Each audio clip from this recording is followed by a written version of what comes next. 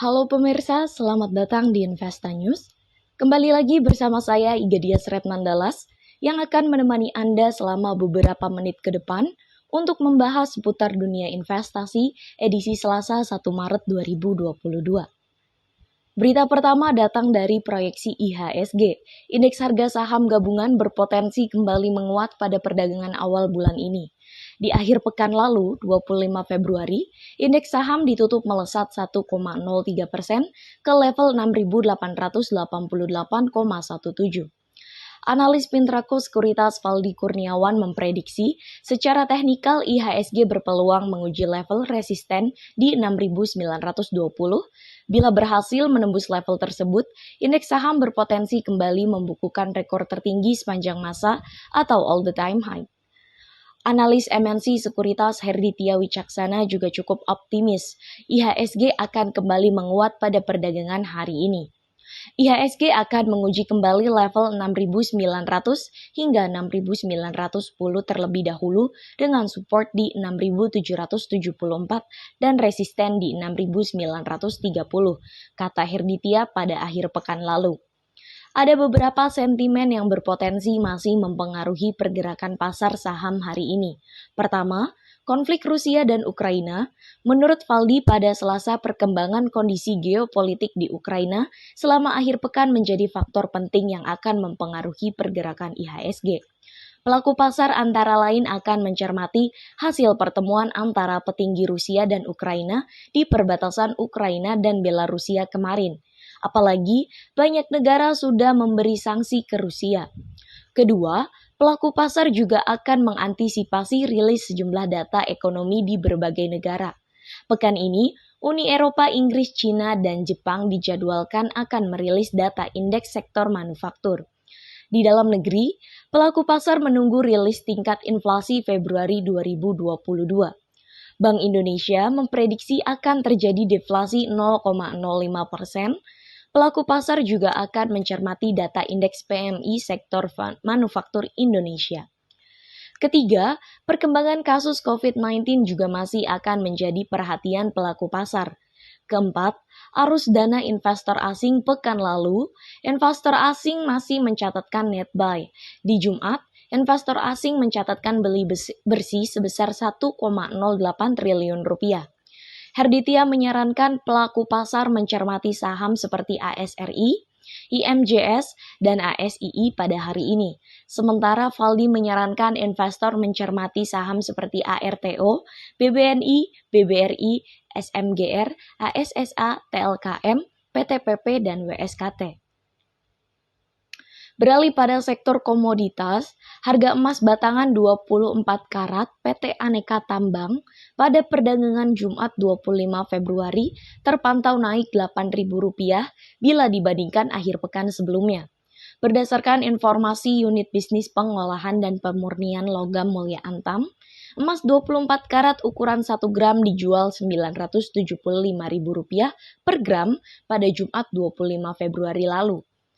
Nilai tersebut lebih tinggi dibandingkan harga jual pada Jumat 18 Februari. Pekan lalu senilai Rp967.000 per gram.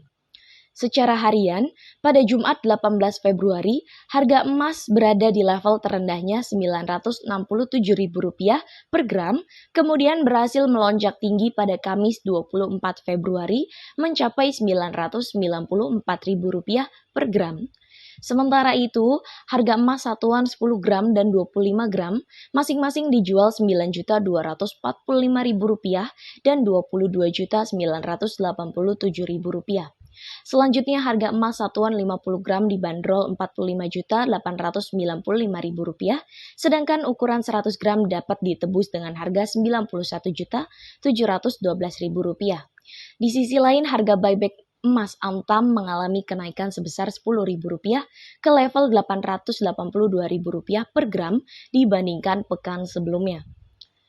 Selanjutnya pada sektor komoditas yang kedua, diketahui bahwa harga minyak mentah dunia mengalami tren menguat selama sepekan. Minyak jenis Brent bahkan sempat menyentuh level 105 US dollar per barel dan jenis WTI sempat menyentuh level 100 US dollar per barel sejak 2014. Serangan Rusia atas Ukraina menjadi penyebab utama melonjaknya harga komoditas ini. Di sisi lain, potensi masuknya minyak dari Iran ke pasar global jika terjadi kesepakatan nuklir antara Iran dan Barat ikut meredam tingginya lonjakan harga. Harga minyak West Texas Intermediate di New York Mercantile Exchange sampai Jumat 25 Februari pukul 15.15 menguat 1,45% menjadi 94,90 US dollar per barel lebih tinggi dibandingkan pekan sebelumnya, yaitu 93,54 US dollar per barel.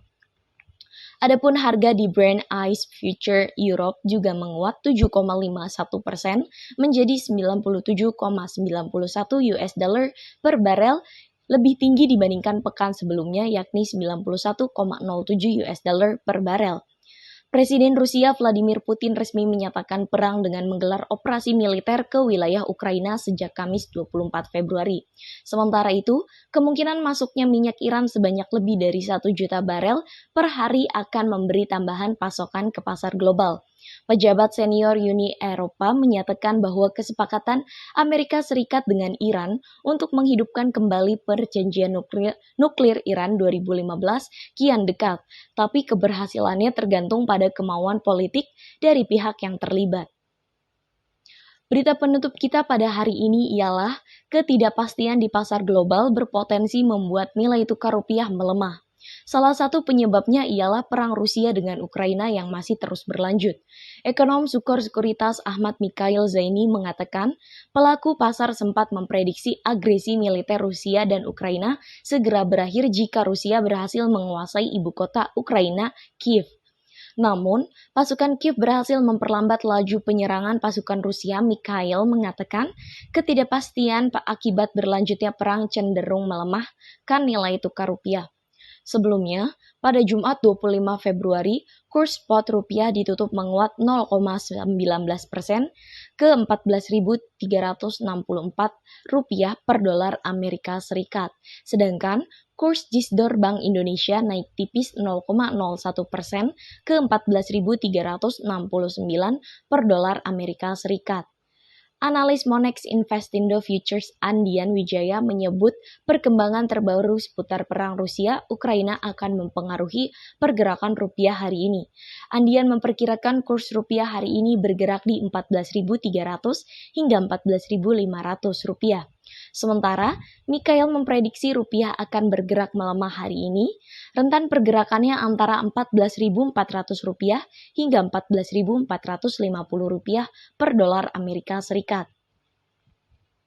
Berita tersebut menjadi berita penutup kita pada pagi hari ini. Saya Gedia Sretnandalas pamit undur diri, sampai jumpa.